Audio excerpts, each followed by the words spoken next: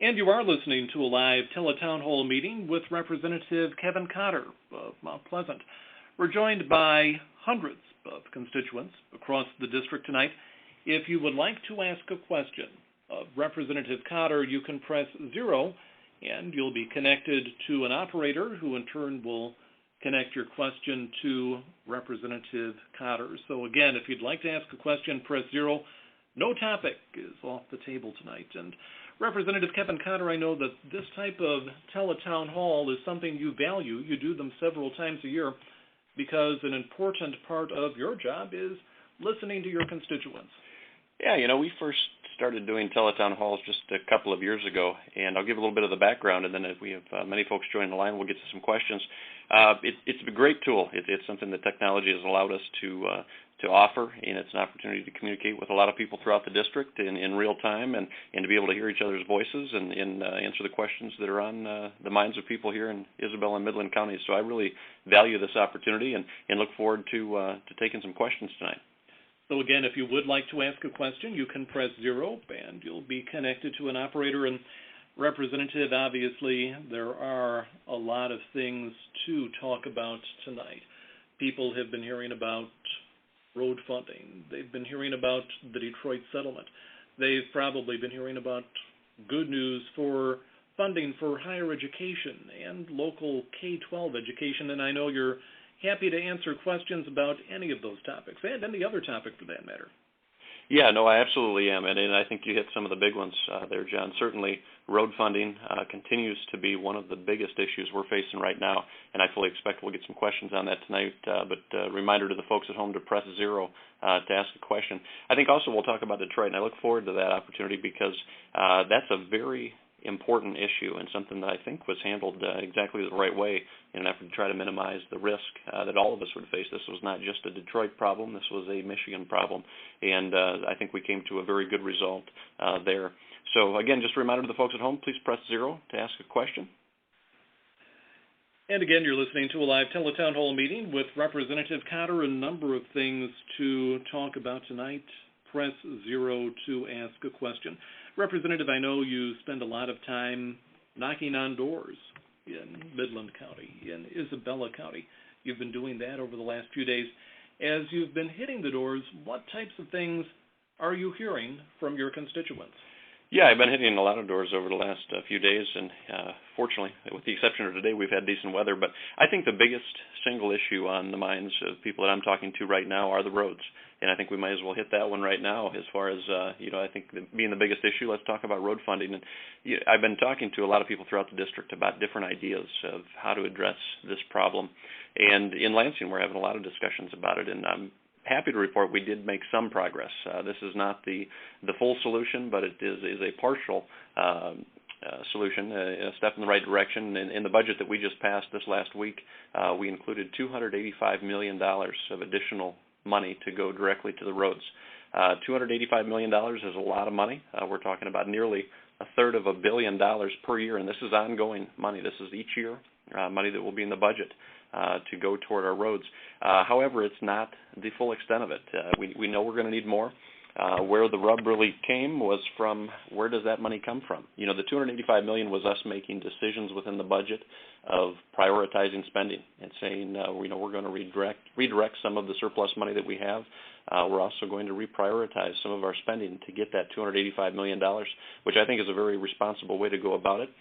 However, to get more, I think we're really going to have to look at some of the ideas that are being floated out there as to this idea of the gas tax. It's one I've really struggled with. I really hate to see the price go at the pump. And what makes Michigan so unique is the fact that we're one of very few states that has a sales tax on gasoline. So I'm looking at a bigger solution where we could send more money to the roads while at the same time getting the sales tax off of gasoline. So this becomes quite complicated, yet I think it's doable. I think that we can get creative, and I look forward to further discussions in Lansing to solve this problem fully. But as for now, we do have the additional $285 million.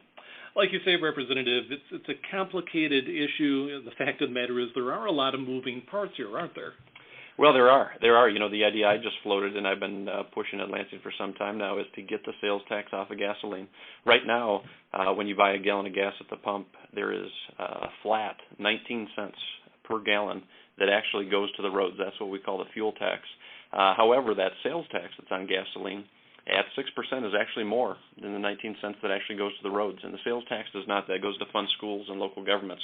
So we know that we cannot simply do away with the sales tax and not fund schools and local governments, and I fully accept that. We have to continue to fund our schools and local governments, but there are other ways that we can do that, and I think other ways that would be better for the schools and local governments, because when you look at fuel sales, one thing we know for sure is that is a dwindling fuel revenue source, because we have vehicles that are getting greater mileage due to just increases in technology with traditional combustion engines, but we also know that we have an increased use of hybrids and alternative fuel-sourced vehicles. So I think that we need to be proactive, not only to fix the roads, but also to fix our funding formula for education and in local governments. You know, Representative, we actually had a question come up here on our screen, but we lost it. It was from Billy in Loomis, and the question was, how did the roads get to be so bad? This really isn't something that happened recently. We're talking about a problem here that literally goes back, you could say, decades, doesn't it? Well, Billy, thank you for that question, and I apologize that we weren't able to allow you to ask it live. If you do call back, we can do that. But basically, Billy's question is, well, how did the roads get to where they are? Well, very simply, maybe not so simply, but I can offer a direct answer on this. Going back to 1997, and people often ask, hey, I thought we solved this problem years ago with the roads. Well, it was addressed, but it wasn't fully solved. The reason I say that is in 1997, the 19 cents per gallon fuel tax that I mentioned was increased to get to 19 cents. I think it came up from 15 cents. The problem is, when that was passed in 1997, they did not index it for inflation. It's not that wasn't thought of. As I'm told, the history behind it was they simply couldn't find an agreement as to how to do that or to do it at all. So at the end of the day, I really compare the situation to technology, thinking about a computer, and when you make that purchase, almost instantly it's outdated. Well, the same was true with our road funding formula. To the extent that we experienced inflation, it was already outdated. And so this problem has gotten worse and worse, and that's why and how we find ourselves where we are today. Complicating it further is the fact that while funding has stayed flat, we have prices of labor as well as prices of materials that are going up each year. And certainly the price of materials is driven in large part by the price of a barrel of oil. So this problem is not going to get better by itself. The longer we delay, the more the cost goes up, not only because the problem just gets worse on a flat trajectory, but it gets worse, I think, almost in an exponential fashion, because the road today that has cracks in it that we can repair very inexpensively, if left without repair, it will deteriorate worse. It's kind of like the roof that starts to leak, and we allow it to go to the point that the drywall in the interior of the ceiling falls off. That's really the same situation with the road. So the longer we delay, the more the cost increases. And again, you're listening to a live teletown hall meeting with Representative Kevin Cotter of Mount Pleasant. If you'd like to ask a question, you can press 0 and you'll be connected to an operator. Right now we have a question from Marilyn. Are you there, Marilyn? You're on with Representative Kevin Cotter. Yes, I am. Hi, Marilyn. Hello. Thanks for joining us, and please feel free to ask your question. Okay, well, I spoke to the gentleman before. My question is, instead of increasing the gasoline prices because they're outrageous now, why not just put taxes back on groceries? Yeah, actually that's something that has been talked about from time to time. And again, the question is, why not extend the sales tax to groceries? That's one you could argue either side of, I guess. And the reason I understand the way it is today is that, obviously everybody needs food, and it is an essential item. He has gotten a pass and is currently getting a pass today. That is something we could look at. That is something that could be considered. There's been talk not only about looking at groceries. There was a big big dust-up just a handful of years ago, shortly before I was elected, in the sales tax. They were looking at extending that to services. That was, as I mentioned, that was a big uprising when we start looking at extending it to services such as haircuts and greens fees at golf courses and labor rates and just all these things. So it's something we've got to be very thoughtful about. I think your idea is one that should be floated as well, of looking at groceries. So we'll certainly do that. As I mentioned, I think there is broad agreement that there is a huge cost to inaction. The longer we delay, the worse this problem gets. As I mentioned, we did get the $285 million per year, which is a step. And I think that is an indication, too, that the bulk of the people in Lansing agree that this has to be acted upon. Just unfortunately, it hasn't happened yet. But I'm not going to be pessimistic about it. I'm just going to keep offering ideas, and I'll take your idea. And I appreciate you offering that. Thank you. And again, you're listening to a Teletown Hall meeting with Representative Kevin Cotter. If you'd like to ask a question, you can press 0, and you'll be connected to an operator. A lot of calls coming in right now on a lot of different topics. People are, of course, Representative, asking about roads. They're also asking about things like the price of gas. They're asking about things like summer tourism. They're asking questions about issues like Medicare. And that brings us to Claudine, who's on the line. And Claudine, you're on with Representative Kevin Cotter. Hi. I have a question about automobile insurance. There have been several proposed changes that would offer the highest auto insurance medical benefits in the country, but at a lower cost. Setting a reasonable no-fault limit and a medical fee schedule would ensure the future stability of a no-fault auto insurance system that would provide auto insurance at a cost you can afford.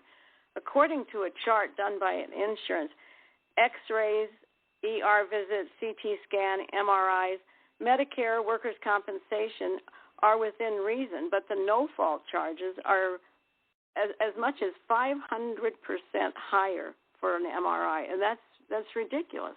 And yet the auto, we're forced to buy this unlimited lifetime medical coverage, even though we have our own health insurance. What can be done about this? And we're the only state in the nation that requires this unlimited lifetime benefit. Well, Claudine, thank you very much for the question. You're exactly right. And that is our system of auto no-fault insurance in Michigan. And I have been working on this in great detail for over a year now. I serve on the House Insurance Committee. And we actually passed a bill to make many of the changes you just outlined. Going back, it was last calendar year. This has probably been close to a full year, 12 months ago that we passed this change. And it would have done just several of the things that you were just outlining. The problem is it has not been able to get enough votes on the House floor. So on the Insurance Committee, we have a little over 12 people, roughly 15 people on that committee. We were able to get enough support there to get it through. However, now that it's out on the floor of the full 110 members, there has not been enough support. And so really the way this comes down, and I supported that, by the way, I think we do have to make changes to our system. As you said, we have the most generous insurance benefits of any state in the country, and it's not even close. It's by far. Those benefits come at a huge cost, and that's why our insurance premiums are the highest in the country. And so the way this system works, I'll go over it just very quickly, but this will kind of paint the picture for you of what needs to change. Other states generally do not cover a large amount of health coverage, so talking about medical care coverage on the no-fault insurance. The thought is generally that auto insurance should be to insure your vehicle, not your person. So that is the issue. Many other states have a very limited amount of medical coverage.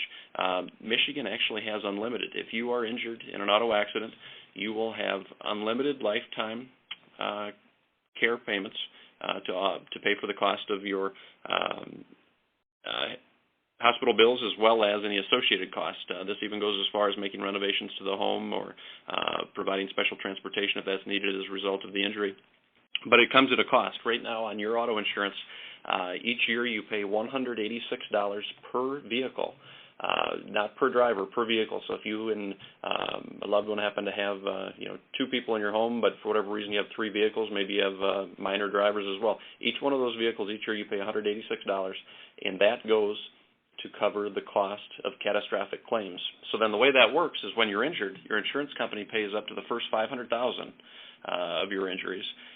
Then anything beyond that $186 per year premium goes to cover through what we call the catastrophic fund.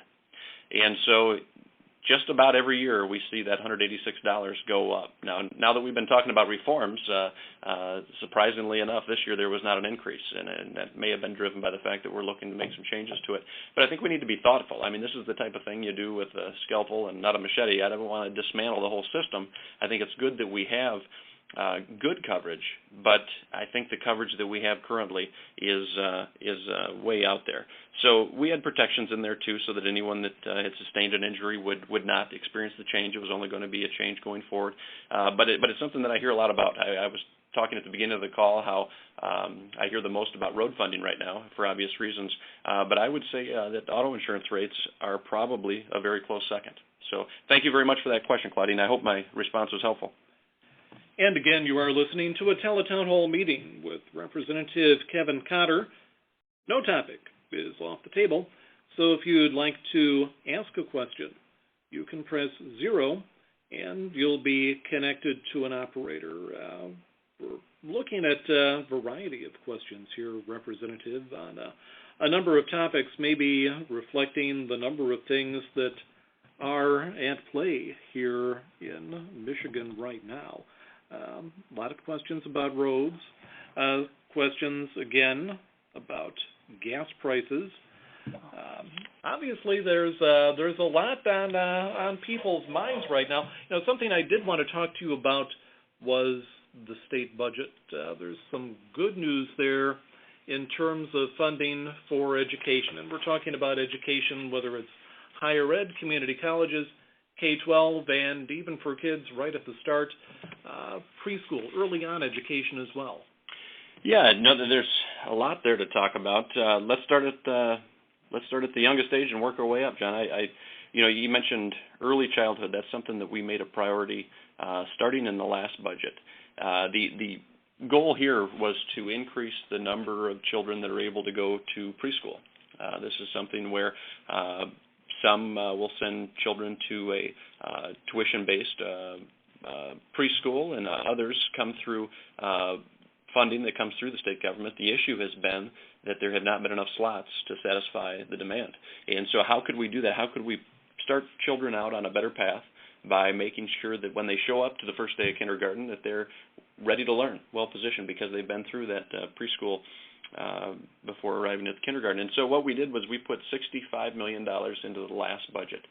This was a plan we knew would take about $130 million to fund these slots.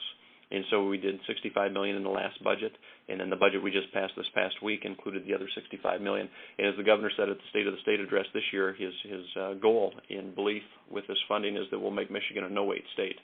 No-wait state for early childhood development, meaning any and every child that wants to go to kindergarten, or any and every parent that wants to send their child to preschool will be able to do just that. And I think that this is really a way that we can not only put children on a better path to learning, but I think that this will also help us address some of the other challenges that we face as a society. To the extent that a child struggles in school, to the extent that they don't complete school, there is an increased probability that other problems will follow, such as those that could later involve our law enforcement, courts, and even incarceration. So I think this is a good investment. I think this is making an investment in kids and doing it at an early age. So that's a little bit about early childhood. With K-12 schools, we had a pretty big increase for our area, Isabel and Midland counties, on the K-12 funding. And I'm excited about this because when I started in Lansing 3.5 years ago, one of the biggest problems I saw, one of the biggest things that bothered me, frankly, was the extent or the difference in how we fund our children, how we fund their education, because we do it on a pew purple basis, but there was a great disparity depending on the zip code you lived in as to how much money went toward your child's education from the state. And so When I started, it was right around a little under $7,000 per child was coming to our area schools, but there were other schools in the state that were getting well over $9,000. And you say, isn't a child in the city of Mount Pleasant or in Coleman, aren't they worth the same as a child in any other zip code in this state? Well, there's a lot of history as to why we are where we are. It all goes back to Proposal A. But the fact of the matter is over the last several budgets, we've closed that gap. So this last week when we passed the budget, our area schools saw a much larger increase than the higher funded schools because we've been taking continued steps toward closing this gap. And so for that, I am very happy. We're looking at some pretty substantial increases for our area schools in both Isabel and Midland counties.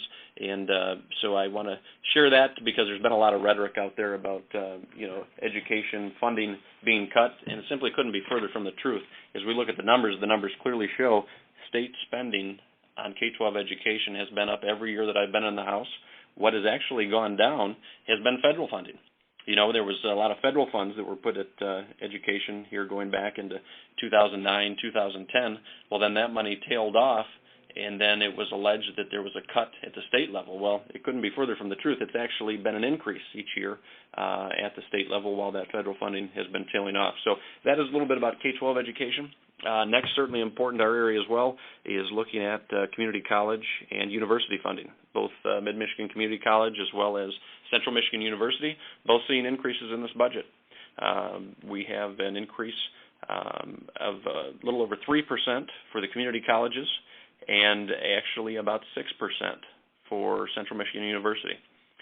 Central Michigan University was actually one of the lowest, actually among the lowest schools that increased tuition over the last couple of years. So they've been doing some good work in keeping tuition increases at a minimum compared to other schools.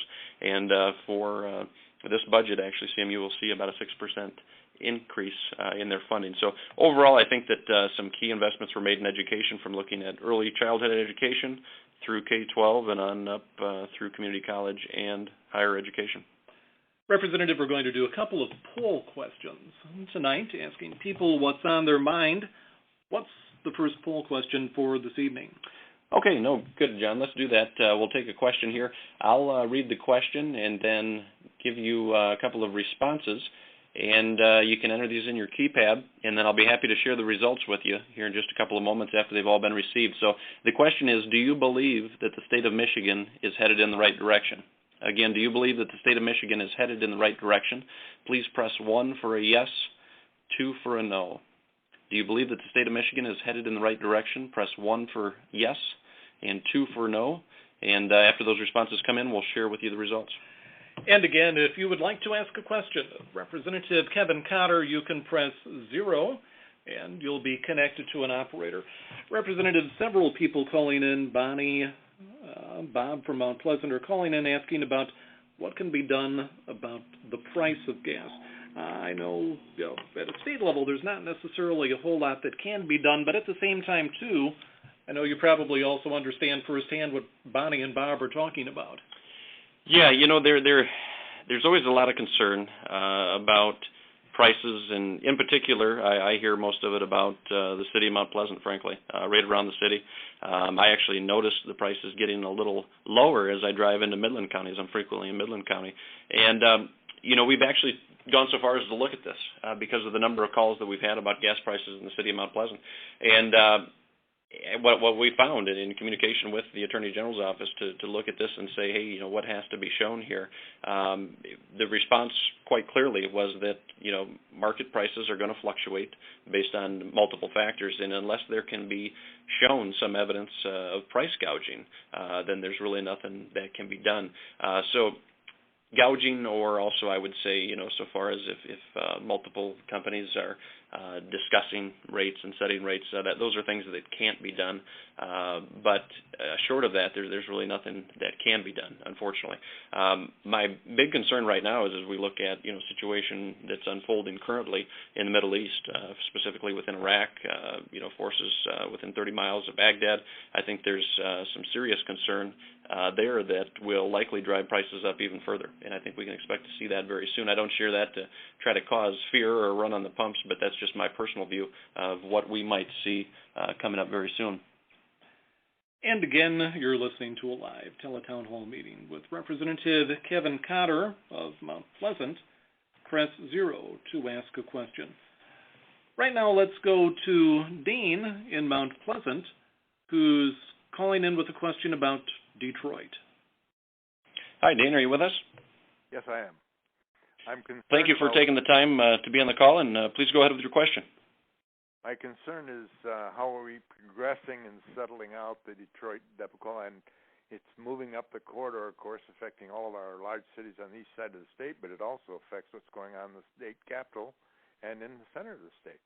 And I'm wondering what you might have to share with that. No, thank you for the question, Dean. I'm happy to talk about that. As I said in the intro, I thought that was a question that would likely come up. It was just actually a couple weeks ago that we addressed the situation in Detroit. And so let me, before I share with you the solution, I'll give you a little bit of the history here. I think that's all important. Going back a couple of years ago, I remember exactly where I was and who I was talking to when I finally learned what was found in the city of Detroit. What I mean by that is when the state actually went in to the city of Detroit and really discovered for the first time how big the problem was in the city of Detroit. And what we found out was that it was about $18 billion, with a B, $18 billion of debt and unfunded liabilities. And so it was a very short time later that an emergency manager was appointed. Kevin Orr came into the city of Detroit and started to take over the control of the city, further confirming the numbers and putting together a plan as to how we were going to right the ship in Detroit. So then we fast forward. The bankruptcy was filed, and now it's important to note, too, this bankruptcy was filed by the state. This was not the city of Detroit itself, but by the state. And of the $18 billion, the biggest concern became $3.1 billion. And the reason that $3.1 billion is such a concern is because that is money that's owed to city retirees. So these are public pensioners who are owed retirement benefits. And that totals $3.1 billion. Well, the problem then became language that we have in the state constitution. And this language came in the convention in 63 and 64. And what it said very clearly, and if you'd like to take a look, it's Article 9, Section 24, and it says in a single sentence, not in these exact words, as I don't have the Constitution right here at the table with me, but it essentially says that public pensions shall not be compromised, and to the extent that they are, there appears to be pretty clear language there that the state would be on the hook for it. I've read it, I've reviewed it, I think it's clear. The Attorney General even came out and said that he feels that it's clear that the state would be on the hook. And so what that then means to all of us, and then this does no different if you're living just outside the city of Detroit, or if you're in the UP, or if you're in Isabella or Midland counties, and that is that if the state is on the hook for that, where are we going to come up with $3.1 billion? And I think the number would be even higher than that, because this is language that's in our Constitution. I think it's very safe to say that regardless of which side prevailed in the court to first hear this, in this case the federal bankruptcy court, I think we would see this go all the way to the U.S. Supreme Court. This would be contested in the courts for years. We would probably pay tens of millions of dollars per year in legal fees and potentially still be on the hook for this $3.1 billion. So what we did then was said, okay, we've got to find a way to mitigate this risk. How are we going to reduce the exposure that all of us have? And so what was actually put on the table was this concept of the grand bargain. And there were several foundations that really wanted to see the art at the Detroit Institute of Arts protected. Some people said, going back early on, as well, you have to liquidate this art, sell the art, and use that to pay the bills. Well, the problem there was that not all of that art is owned by the DIA. There's some of it that actually has some restrictive language on it, can be used by the DIA, but it can't be sold and things of that nature. So long story short, there was a bargain put together where the foundations came up with a little over $350 million. If the state would also come up with $350 million and the pensioners voted to accept that, we could settle this. Just like any lawsuit can be settled, you can agree to a settlement early on and reduce the risk. And so what we looked at was, okay, $350 million, that was to be paid out over 20 years. Rather than the state making 20 years worth of payments toward this, let's reduce that to a net present value and pay it in one lump sum. What we were able to do was a payment of $194 million. Okay, so that $194 million is the present value of our $350 million over those 20 years. And so we agreed in the end, with several restrictions on this money, we agreed to pay that $194 million to settle this issue of this $3.1 billion that we could have faced. And so it's really, for less than 10 cents on the dollar, we were able to make this problem go away for all of us. And this is going to allow the bankruptcy to potentially be wrapped up this calendar year. We could have this bankruptcy fully wrapped up in 2014, and this was the largest municipal bankruptcy in the history of the country, not just Michigan. So I think that while that's a very long-winded answer, I felt it was important to really lay it out there for you how we got to this point. I mentioned that we did make the payment of $194 million. That will be repaid back. So that came out of our rainy day fund. Over the last several years, we've been building up this rainy day fund, which is our emergency account as a state. And we are going to pay that money back to ourselves in the rainy day fund through money that we get from the tobacco settlement. For many years now, Michigan, like many other states, is receiving annual payments. It was part of major litigation in the tobacco industry.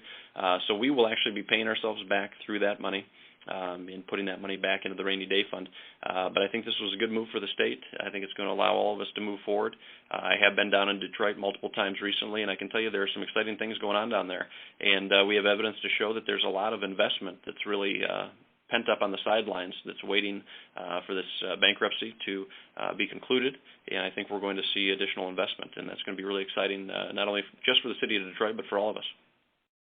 And again, you're listening to a Teletown Hall meeting with Representative Kevin Cotter of Mount Pleasant. You can press 0 to ask a question. Representative, as we look through the questions here, I thought it was interesting. You talked about the rainy day fund, the budget stabilization fund. There was literally no money in that fund when you came to Lansing in 2011, was there? Well, that's exactly right. This rainy day fund has been around, in Michigan for a long time. I used to hear a lot of talk about it back when Governor Engler was in office. And, if you look at this historically, back in the year 2000, there was $1.3 billion in that rainy day fund. $1.3 billion. Very short time later, that was completely depleted, completely zeroed out. That money was used to balance other budgets during the last administration. When we came into office in 2011, the balance was $2.2 million. $2.2 million for a state that has an annual budget of now over $50 billion a year. I mean, that's not hardly enough to keep the account open. $2.2 million. Well, we made that a priority, said that we just came off of the worst recession since the Great Depression. We're putting the pieces back together, making progress. However, we know without question that the next rainy day is coming. It's not a question of if it's coming, it's a question of when.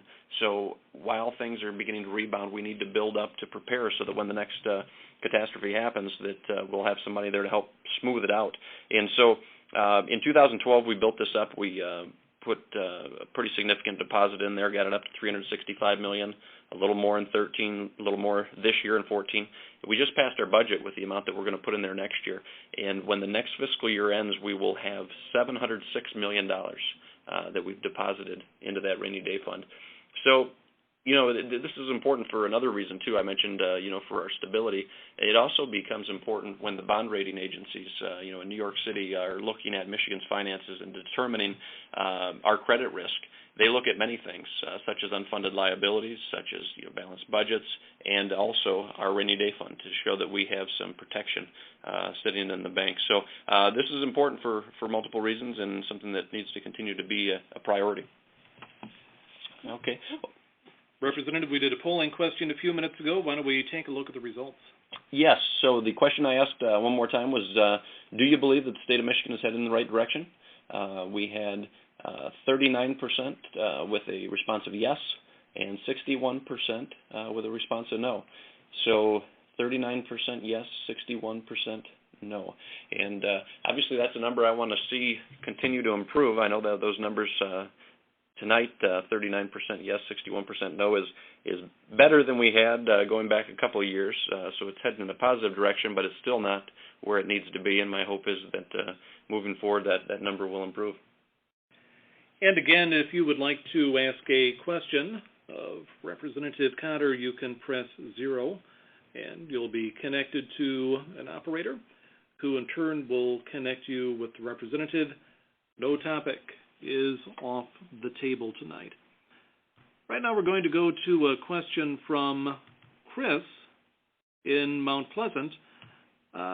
Chris is calling in with a question, it looks like, drug testing for welfare recipients. Are you there, Chris? Yes, sir. Hi, Chris. Thanks for hanging on the line with us, and please go ahead with your question.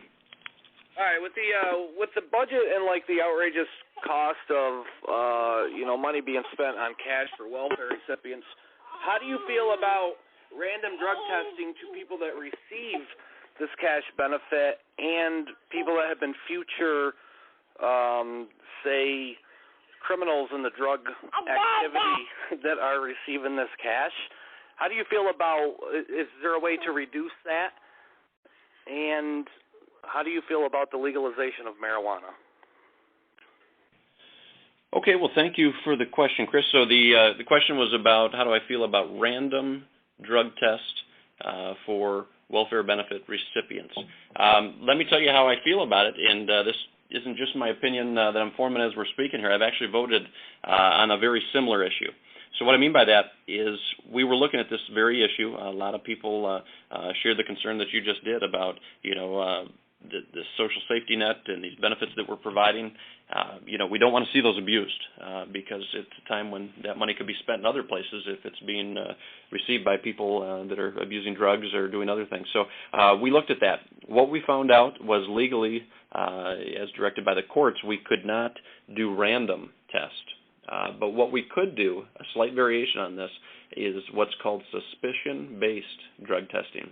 What I mean by that is in talking with caseworkers, we were told that quite often they will have a pretty good feel for who might be using drugs based on when they interact with them personally. And so this was a way that we were able to do this and not be out of line as far as operating illegally. So we couldn't do random, but we did pass legislation that calls for suspicion-based drug testing. So this will allow when a caseworker feels that a applicant or recipient is abusing drugs, that they could then be tested. So that is something that we were able to do. Your follow-up question was to ask how I feel about legalization of marijuana. I've had done a fair amount of work on marijuana-related issues. The reason for that is that I chair the House Judiciary Committee, and that is where legislation has come through that has to do with medical marijuana. So I've learned a lot about it through there. We've done some things with medical marijuana, keeping it accessible while including some safeguards. There has been a little bit of discussion about legalization. My view is that before we went to a legalization, there would probably be an intermediate step, what's called decriminalization. So legalization just says very simply that you're free to use it, no restrictions. What decriminalization does is it takes it away from being a crime, such as a misdemeanor, but rather than would be more like a civil infraction, like a traffic ticket. This is actually the way the city of Ann Arbor has been, I think, going back to the 70s. So my view is that we wouldn't probably jump straight to legalization. There may be that intermediate step of decriminalization if anything is done. But I expect that probably where this change is going to happen is it's probably going to come through a ballot initiative. We've seen some attempts at this in recent years, and I think it's something that the people are probably going to lead. They're going to be at the comfort level probably before we see Lansing there. That's just me sharing my view, but that's the way I see this one happening. Representative, you talked about some of the votes that you've made on the House floor, and obviously voting on the House floor, voting in committee are important parts of your job as a state representative. But another important part of your job, too, is literally rolling up your sleeves and going to work for the communities you represent. Recently, you did that for the Blanchard Mill Pond, and I think you have some good news there to pass along. Yeah, we had it's really feels good when you can be part of fixing something that means a lot to the community. I was contacted here a while back by some folks from Rowland Township, which is, for those that may not live immediately in the area, is southwestern part of Isabella County, and within Rowland Township is Blanchard. And actually looking forward this Saturday I'll be in Blanchard for the Blanchard Days Festival, and encourage everyone to come out. It's a good time in Blanchard. But the issue there was, there's the mill pond in Blanchard, or there was the mill pond in Blanchard that's now returned. And the issue was that there was a retention structure that was holding the water so that mill pond would remain. And there were some issues with the maintenance, some issues with deterioration, I should say, that caused that to go away for a period of time. And I worked very closely with the Rowland Township Board, specifically Supervisor Dan Shaw, who's doing a tremendous job in Rowland Township, along with his board members, and worked with the Department of Environmental Quality. And I have to tell you, I've had some experiences with DEQ in the past, and they haven't always been positive encounters, but this situation was much different. DEQ really worked with us, worked with Rowland Township, myself, and worked to get us a permit so that dam could be put back in place, the retention structure, and so we could get the water back. And that has now been done just over the last handful of days. So very happy about that, but that's just a situation of local government working with state government, working with state departments. You had Rowland Township, myself, as well as the Department of Environmental Quality. So for me, that was refreshing to see government work, to see people get a result, and also to see a department that hasn't always been seen in a positive light, in this case the Department of Environmental Quality, really partnering with us to make that happen. And again, if you would like to ask a question, you can press 0, and you'll be connected to an operator. Representative, right now, why don't we go to the second of our poll questions for tonight? Okay, we have another poll question. This will be the last one we'll do tonight. And this question I'll read to you, and then looks like we have 5 options here that you can respond with. So, of the following key issues facing our state, which do you find most crucial to continue addressing in the next 2 to 3 years? Let me read that one more time. This will be helpful for me to get a feel. So, of the following key issues facing our state, which do you find to be the most crucial to addressing in the next 2 to 3 years? Press 1 for economy and jobs. Press 2 for education. Press 3 for roads and infrastructure. Press 4 for protection of constitutional rights. 5 for other. And I'll read those responses one more time. 1 for economy and jobs. 2 for education. 3 for roads and infrastructure. 4 for protection of our constitutional rights. And 5 for other. And again, if you would like to ask a question, you can press 0, and you'll be connected to an operator. Still a number of questions out there tonight, again, ranging from roads to questions about natural resources to questions about job creation, questions about tax policy, taxation. Clearly, Representative, a lot on the minds of your constituents in Isabella and Midland counties. Right now, let's go to Linda in Warren Township. Good evening, Linda. You're on with Representative Kevin Cotter. Hi, Linda. Can you hear me? Yes. Hi. Hi, Kevin. Hi. Thank you for hanging on the line. I appreciate it. Please feel free to go ahead with your question. For Mid-Michigan, more creation for job creativity in our maybe farming, tourism, agriculture, manufacturing opportunities, and technology? Yeah, so the question is, what can we do to increase jobs in those areas? One thing that comes to mind, as you mentioned, thinking about agriculture, thinking about various trades in particular. I think this is a real opportunity for Isabella and Midland counties. We had a situation, I think back to when I was in high school. I think back to when my dad was in high school, my mom in high school. There were more opportunities for technical education. What I mean by that is everything from shop classes to welding classes to drafting to, just all these, what we really considered electives at the time. We had more freedom in our schedule to pursue those.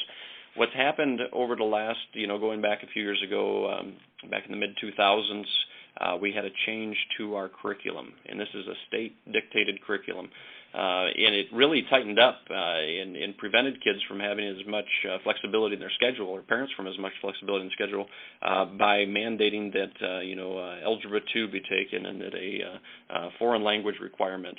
Well, that really squeezed out technical education, and that is really hurting us right now, because you look at many of the good jobs that are out there, many of these jobs are in technical education. And you look at what's happening, take farming as an example. Farming has become far more technical in recent years because of the technology that's incorporated into the equipment, GPS systems and this type of thing. You look at welders. Welders are in huge demand right now. But what had happened in Michigan for too long was that we were pushing all of our students toward a four-year college education. Four-year college education is great. However, not all students want to pursue that. And so I think that we should allow students and allow parents to help their students identify where their strengths are, what they want to pursue, and encourage them, not try to channel them. So we have been working to try to reverse this trend and to allow a little bit more flexibility in the curriculum.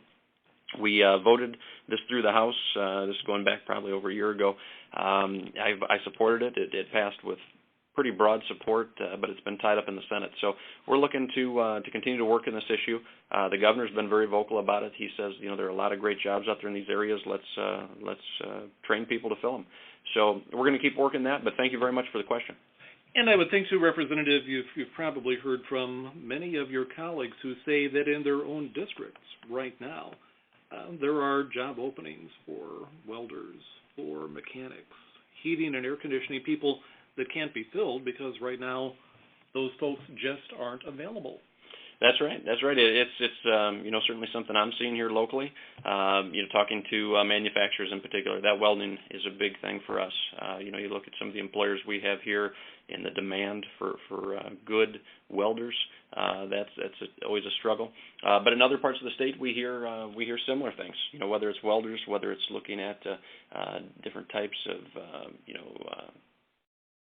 ag is another big one. Thinking about, was talking with some folks just recently in Coleman about ag.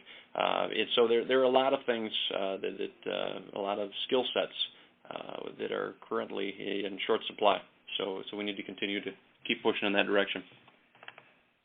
Right now, Representative, let's go to Kathy in Mount Pleasant, who's calling in with a question about the minimum wage. Are you there, Kathy? Yep, I'm here. Hi, Kathy. This is Kevin. Thank you so much for your patience. I know you've been on the line a while. Are you there, Mr. Cutter? Yes. Please feel free to go ahead with your. A question about minimum wage. I saw you voted against it, which I totally agree with.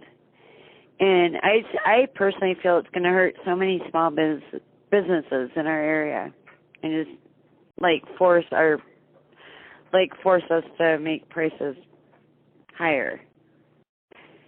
And so Well, thank you. I agree with you. That was a vote I spent a lot of time with, being the minimum wage, and you're correct. I did vote against that. Let me share with you some of my thoughts as to why. So the way that came about was there was a petition drive to get signatures to raise this to $10.10. So we're currently at $7.40, and this would have raised it to $10.10. What it also would have done is done away with the current situation that we have with what we call tipped workers. So thinking about servers in a restaurant. Currently, the minimum wage is much lower, $2.65, I believe was the number. This was going to raise that to $10.10 also. In talking with a lot of area restaurant owners, I found that servers are currently making far in excess of the current minimum wage, or even $10.10 for that matter, when tips are factored in. But to drive that minimum wage to $10.10, there are a couple of reasons that I had a problem with that. One is government should not be in the business of setting wages. We should not be in the business of setting price controls. So a couple other reasons why I had a problem with this is, at $7.40. There's actually someone I know very well who started out minimum wage work, worked very hard, and as a result of that hard work, received a raise. Actually a pretty decent raise, about $1.50 an hour. And I can remember the reaction when that person received that raise of $1.50. That meant the world to them. In that case, taking them up to $8.90, from $7.40 to $8.90. And so then this minimum wage proposal comes along, and we're talking about raising it to $10.10. So think about a lot of people like this person who are making less than $10.10 or $9.50 as it all came about, but they've improved their position from $7.40. And what does that do to their morale when we raise the floor and just make them equal with the worker next to them that may not be nearly as productive. I think that's a morale buster. And, so that is an issue that I had with it. We can't expect businesses to increase wages across the board regardless of wage. That's simply not going to happen. The floor is going to raise. Another problem I think that is presented is the issue of driving automation. I think technology is happening. It's happening around us every day. More and more things are becoming automated, and that's going to continue to happen on its own. But it's going to be expedited when we do things like increase minimum wage. For example, there was a report recently about a company in Japan that is currently, as we said here, is currently designing a system that will automate fast food production. So we're talking about making the same burger every time. Frankly, it's going to make that, like machines do, it's going to make the exact same burger every time. And this can be done. Putting the burger together, there's not a lot of moving parts there. This can very easily be automated. And to the extent that we increase minimum wage, we're going to drive that automation. So what does that do to jobs? That's actually going to cost jobs. I think that the current change, even without the automation, is going to reduce jobs, and that, I think, is the biggest travesty of all of this. But at the end of the day, I fought the fight. We came up short on this one, and as a result, we're going to see minimum wage go up. But I thank you very much for that question. Representative, why don't we take a look at the results of the second polling question of the evening? All right, so again, that question was of the following issues currently facing our state. Which do you find most crucial to continue to address in the next 2 to 3 years? So I'll read these off in the order of support they received. The first one was protection of constitutional rights, 45%. Economy and jobs, 32%. Roads and infrastructure, 18%. And then tied in the last slot was education at 3% and other at 3%. So again, the number one winner was protection of constitutional rights, 45%. And again, if you'd like to ask a question, press 0. Representative, this term in the Michigan House, you and many of your colleagues have been working on legislation dealing with adoption, removing some of the obstacles, the difficulties to adopting in our state. A bill and a piece of work that you've been working on in that package deals with, in essence, maybe it's fair to say, a Bill of Rights for foster parents. Yeah, this is something we actually just saw movement on over the last few weeks. We'd gotten it through the committee, but it was tied up in the House for a long period of time. And the reason it was tied up was I was continuing to work with the Department of Human Services to get this done. I've been working on this for over a year now. And the way this came about was actually from meeting with a couple in the district, a couple who have opened their home for many years to be foster parents and to welcome in children who are going through very difficult situations. And what they shared with me, and these are folks that I've known in the community for a long period of time, know they're very loving people that are offering a fantastic home to children. And they came to me and said, Kevin, we've been foster parents for many years now. We've even gone so far as to adopt some of the children that we fostered, and we're still opening up our home to other foster children. And we're so frustrated with this system. We're so frustrated of working with the Department of Human Services and how difficult they make this process that we're considering no longer participating in the program. And I thought, gosh, what a nightmare situation this is.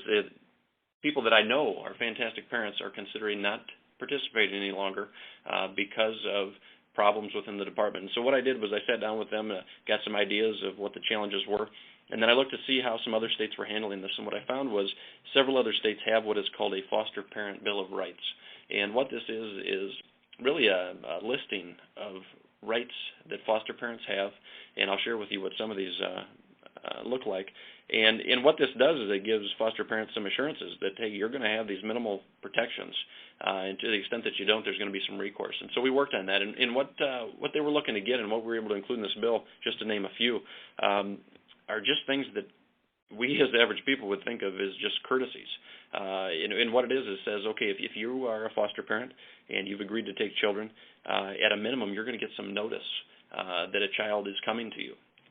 Obviously, there are emergency situations, and we accounted for that, but just a heads up so that you can prepare your home, so that you can prepare your family, so that you can prepare other foster children in the home for a new addition. The same had to do with removals when a child was going to be taken. Let's say a child was living with a foster parent or parents, and they were able to be reunited with their biological parents, which is the goal in foster care. Some heads up that there's going to be their removal, again, so that the foster parents can prepare the home for the removal of that child, which is obviously a stressful situation for everyone involved. And again, when a child is going to be placed with a foster family, to be able to get some idea of the challenges that child has faced in their past. These are children that are in the foster care system because something bad has happened to them. They've come from a bad home life. They've potentially been abused. That could be mentally, physically, or otherwise. So in an effort to allow the foster parents to be the best that they can, they need to have some access and information to be able to know what this child has gone through so that they can help them in their recovery. So there's a lot of things like that. And it was a lot of things like just making sure that foster parents are made aware of court proceedings that affect the child. They grow very attached to the child. They love the child and want to be there to observe what may happen to the child in the future. So being able to have access to these to the court proceedings. Just a lot of things like that were what we included in the bill. We finally, as I mentioned, got it to pass the House. This bill, if my memory is correct, passed 110-0. So after the long, drawn-out fight we had with the department, we got it to pass unanimously, 110-0, and now it's over in the Senate where I'm working to get it taken up over there. So this is just an example of a bill of making the system work better for families and ultimately for foster children. And again, if you'd like to ask a question, press 0, and you'll be connected with Representative Cotter. Right now, why don't we go to Nancy in Wise Township, who's calling in with a question about veterans. Are you there, Nancy? Yes. Hi, Nancy. This is Kevin. Thank you for holding on the line, and please feel free to go ahead with your question.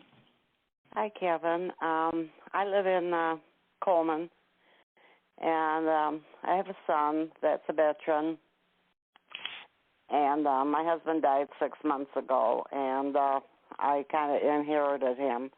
He has no job and no means of support, and he's been through a lot of ropes at the Vets Hospital, and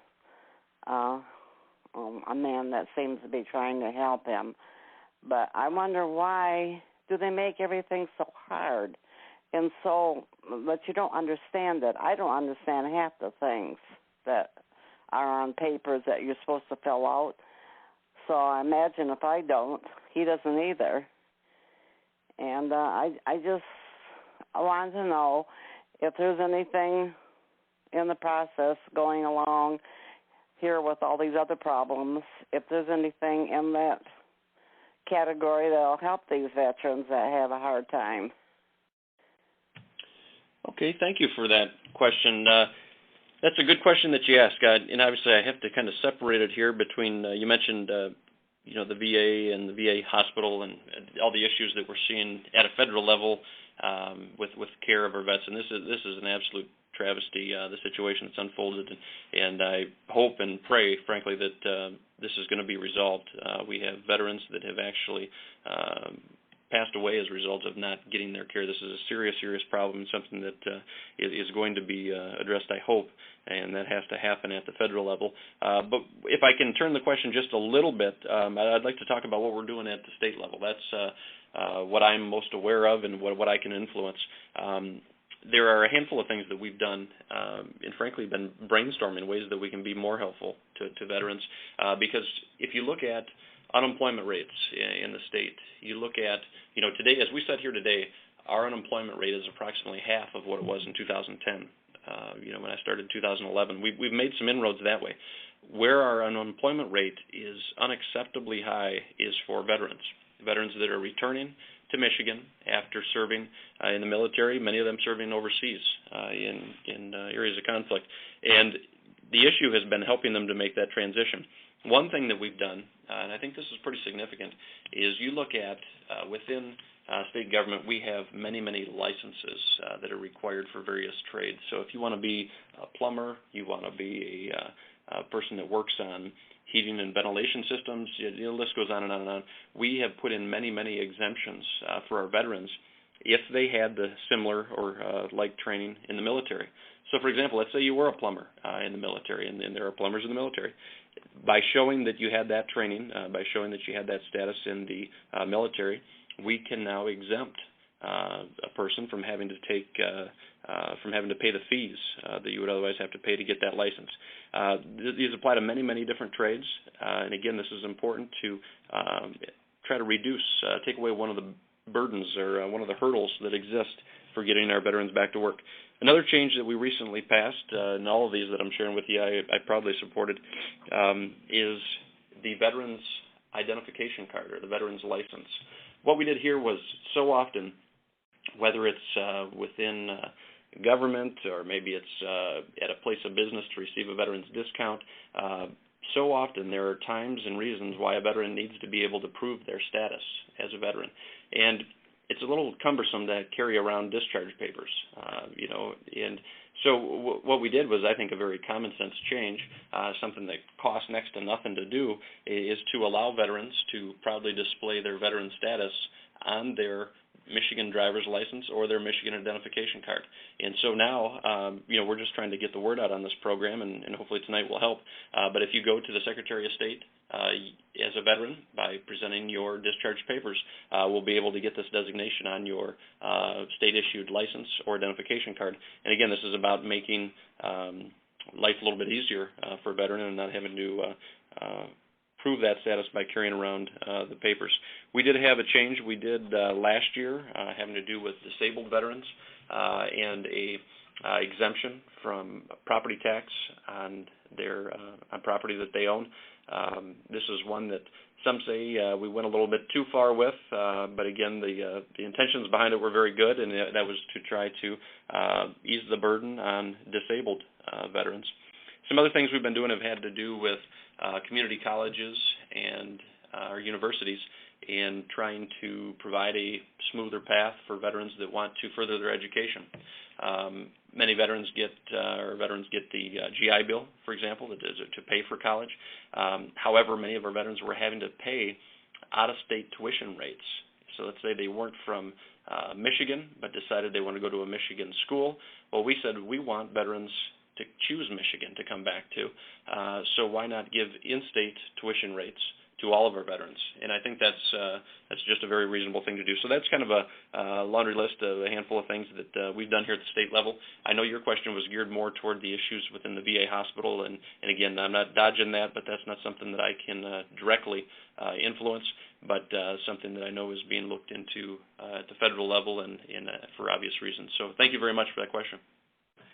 And Representative, as we start to wrap up our hour here too, if folks did have a question they weren't able to get through tonight, maybe it's something they didn't want to talk about in a teletown hall, they can call your office, they can drop you an email, and I know you're available in the district too, aren't you?